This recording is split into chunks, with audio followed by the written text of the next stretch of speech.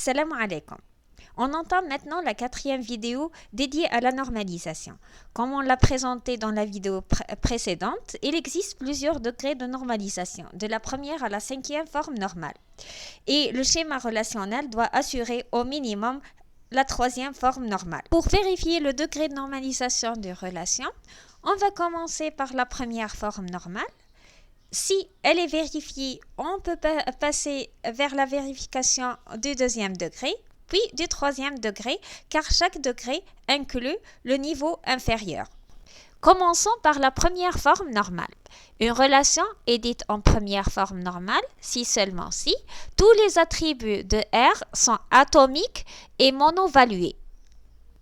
La première forme normale عندنا شرط واحد أن نتأكدوا بلي les attributs نتاعنا راهم مكونين من عنصر élémentaire وراهو عنده قيمة وحدة ما يقدرش يكون multivalué يعني عنده قيم متعددة. هدرنا عليها في لو ديكسيونير دو دوني بلي راهي ما يكونش لي زاتريبي ما يكونوش كونكاتيني ما يكونوش كالكولي وما يهزوش قيم متعددة. نهزو المثال الأول هو le premier exemple qui est la relation produit. La relation produit où le code produit prend sa valeur dans le domaine de valeur entier. Le nom du produit prend sa valeur dans chaîne de caractères où le code produit a une valeur unique, par exemple 100. Le nom du produit, par exemple, table. Le prix, par exemple, 50. On ne peut pas avoir de prix pour le produit 100. Pour la ligne où le tuple où le code produit est égal à 100, je ne peux pas avoir plusieurs valeurs pour une colonne donnée. Donc, la relation produit est en première forme normale. Maintenant, on va prendre un autre exemple où toujours la relation, ça va être la relation produit. J'ai le code produit, le nom du produit, le prix, mes couleurs avec S, où je vais prendre plusieurs couleurs pour le même produit. Donc, dans la même ligne, je vais avoir plusieurs couleurs. Avec cette supposition, l'attribut couleur va être un attribut multivalué. بما أنه يهز قيم متعددة للون بالنسبة لكل برودوي donc راح يكون un attribut multivalué. Donc ma relation n'est pas en première forme normale. La solution, c'est de décomposer cette relation en deux relations. La première relation produit va contenir l'attribut code produit qui va être la clé, le nom du produit et le prix. Ce sont tous les trois des attributs atomiques et monovalués. Et une deuxième relation va être la relation couleur-produit qui va contenir le code produit et la couleur. Donc, pour chaque produit, je peux mettre la première couleur. Par exemple, pour le code produit 1, je vais mettre la première couleur. Pour le code produit 1, je vais mettre la deuxième couleur, etc. pour pouvoir garder toutes les couleurs pour chaque produit. Donc, la clé, ça va être les deux attributs, code produit et couleur. Les deux relations produit et couleur produit sont en première forme normale car tous les attributs sont atomiques et monovalués. Maintenant, on va voir les conditions pour qu'une relation soit en deuxième forme normale. Pour la première définition, une relation R est en deuxième forme normale si seulement si R est en première forme normale. Donc la première chose à vérifier, que ma relation est dans le degré inférieur. Puis je vérifie que tous les attributs n'appartenant pas à la clé, donc les attributs non clés, ne dépendent pas d'une partie de cette clé. Deuxième définition, on dit qu'une relation R est en deuxième forme normale si seulement si elle est déjà en première forme normale. أول حاجة نتأكدوا منها أنها في le degré inférieur. دونك رانا باش نتاكدوا باش تكون في الدوزيام فورم نورمال نتاكدوا اول حاجه بلي راهي اون بروميير فورم نورمال ما نفوتوش لا دوزيام فورم نورمال غير لكن رانا اون بروميير فورم نورمال ثاني حاجه نتاكدوا منها نشوفوا لي دي اف اللي عندنا لونسومبل دي دي اف لكن لي دي اف نتاعنا اللي ما بين لا كلي et les autres attributs sont élémentaires donc la relation تاعنا راهي en deuxième forme normale. Rappelez-vous de la définition de la dépendance fonctionnelle élémentaire. On dit que la dépendance fonctionnelle entre x et y est élémentaire s'il n'y a pas un sous-ensemble d'attributs de x qui détermine y. Cette définition, bien sûr, converge avec la première définition. On va prendre un exemple. La relation RU, relation universelle qui contient le code produit, le nom du produit, le prix, le code de dépôt, l'adresse du dépôt et la quantité. Est-ce qu'elle est en deuxième forme normale? Non, elle n'est pas en deuxième forme normale car notre clé qui est composée de deux attributs code produit et code dépôt et on a le code produit à lui seul qui détermine le nom du produit. Donc, il y a dépendance fonctionnelle entre une partie de la clé et un non-clé. Pour la troisième forme normale, la même chose. On va vérifier d'abord qu'elle soit en deuxième forme normale. Puis, on va vérifier que tous les attributs non-clés ne dépendent pas d'un attribut non-clé. رايح نشوفوا نهزوا les attributs اللي ماهمش تابعين لا كلي نتاعنا ونفيريفيو بلي ما كانش ما بيناتهم des dépendances fonctionnelles. On va prendre l'exemple de la relation étudiant avec le numéro d'étudiant qui est la clé, le département et le nom du département. On a les dépendances fonctionnelles. Le numéro d'étudiant détermine le département. Le département détermine le nom du département. Est-ce qu'elle est en troisième forme normale? Déjà, je vérifie que tous les attributs sont atomiques et monovalués. Oui, ils sont atomiques et monovalués, donc elle est en première forme normale. Puis, je vérifie qu'il n'y a pas une partie de la clé qui définit des attributs non clés. Non. Ma clé, elle est constituée d'un seul attribut, donc tous mes dépendances fonctionnelles entre la clé et les autres attributs sont élémentaires, donc elle est en deuxième forme normale. Est-ce qu'il y a un attribut non clé qui détermine un attribut non clé? Oui, le département détermine le nom du département, donc un non clé détermine un non clé, donc elle n'est pas en troisième forme normale. Maintenant, que signifie un schéma relationnel normalisé? نعرفوا وش معناتها un schéma relationnel, c'est le schéma de la base de données. Un schéma relationnel est dit normalisé si toutes les relations qui le composent sont au moins dans la troisième forme normale. On sait comment identifier le degré de normalisation d'une relation. Donc, si toutes les relations sont au moins dans la troisième forme normale, le schéma de la base de données, le schéma relationnel est normalisé. نعاودو لا نورماليزاسيون واش معناتها؟ انا نهز لو شيما ريلاسيونيل تاعي، نهز لا باز دو دوني نتاعي، نشوفها باللي توت لي ريلاسيون تاعي راهم على الاقل في لا تروازيام فورم نورمال، يعني ما كانش اون ريلاسيون اللي راهي في قل من التروازيام فورم نورمال، يعني اون دوزيام فورم نورمال ولا اون بروميير فورم نورمال، هنا ما تسماش نورماليزي. هنا واش رايحين نديرو؟ رايحين اون ترانسفورم لو شيما هذا، نحولوا لو شيما هذا الشيما يكون ايكيفالون ليه اي اون تروازيام فورم نورمال، تسمى راح يكون يحتوي على نفس المعلومات وما كانش فيه اون ريدوندانس. لا نورماليزاسيون se base principalement sur la décomposition.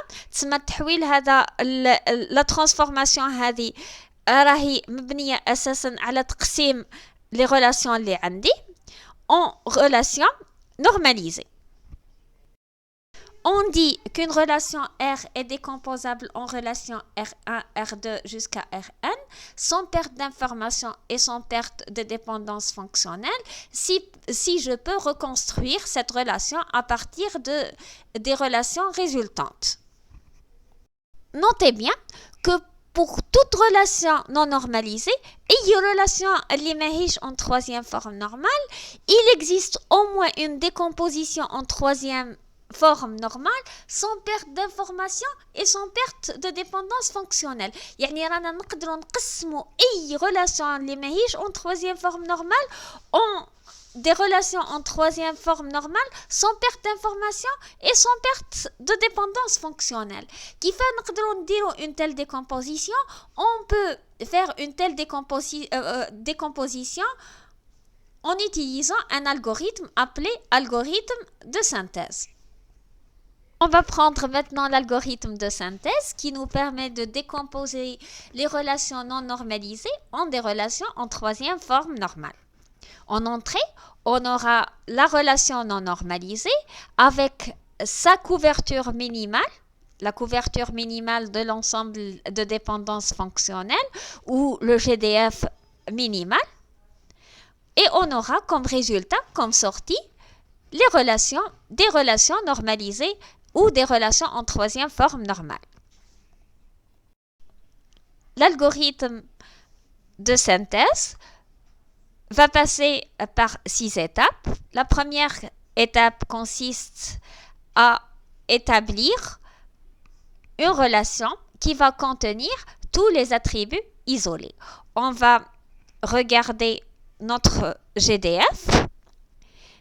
Les attributs qui ne sont pas liés par des dépendances fonctionnelles aux autres attributs seront réunis dans une relation. Si on ne travaille pas sur le GDF, on travaille sur la liste DDF, on va voir les attributs qui ne sont pas concernés par la liste DDF. Donc, on va voir parmi les attributs de ma relation s'il y a des attributs qui ne sont pas concernés par ma liste de dépendances fonctionnelles. Donc, si je trouve de tels attributs, je les mets dans une relation. Sinon, je passe à la deuxième étape. La deuxième étape consiste à rechercher le plus grand ensemble X d'attributs qui détermine d'autres attributs. راح نشوف les DF نتاعي، نشوف الجهة اليمنى نتاعي ونخير أكبر عدد نتاع les attributs اللي راهم source d'une DF. كي نلقاهم نخير par exemple اللي فيها 3 هو أكبر عدد نتاع les attributs اللي يقدروا يكونوا عندي في الكوتي droit نتاعي. Donc, je prends le X attack et je passe à la troisième étape. La troisième étape, je vais créer une relation, je vais éditer une relation R avec le X comme clé et les autres attributs concernés par la DF comme étant les autres attributs de ma relation. La quatrième étape consiste à supprimer tous les DF concernés par le X qu'on a choisi, où le X c'est le côté droit de ces DF, et je les supprime de ma couverture minimale ou de mon GDF minimal. La cinquième étape consiste à supprimer tous les attributs isolés qui sont apparus dans mon GDF. La sixième étape, c'est de répéter les étapes de 2 jusqu'à 5 jusqu'à ce que mon GDF soit vide. L'algorithme est simple. Avec un exemple, vous le comprendrez mieux. نهزو l'algorithme تاعنا et on va l'appliquer à l'exemple اللي شفناه في l'application précédente. رايحين نهزو لا كوفرتور مينيمال اللي خرجتنا في l'application 1 وين عندنا l'ensemble des DF اللي هما A détermine B, A détermine C, détermine E F détermine A, F détermine G et AD détermine H. On va représenter ces DF, راح نمثلوا les DF هذه على شكل un graphe. Le graphe هذا c'est le graphe le GDF, le graphe de dépendance fonctionnelle minimale اللي يكون على الشكل هذا. رايحين نبداو نابليكيو l'algorithme تاعنا. On va appliquer l'algorithme تاعنا. قلنا فيه 6 étapes. La première étape c'est de chercher les attributs isolés et de les éditer dans une seule relation. Est-ce que عندنا des attributs isolés? Non. كي يعود عندنا un attribut isolé راح نلقاوه بلي مش مربوط مع les autres attributs par DDF. احنا راهم les attributs نتاعنا كامل مربوطين بعضهم DDF. Donc on passe directement à la deuxième étape. Kima قلنا, la deuxième étape consiste à rechercher le plus grand ensemble d'attributs qui déterminent d'autres attributs. Qui تشوفوا هنا عندنا le plus grand nombre d'attributs c'est 2.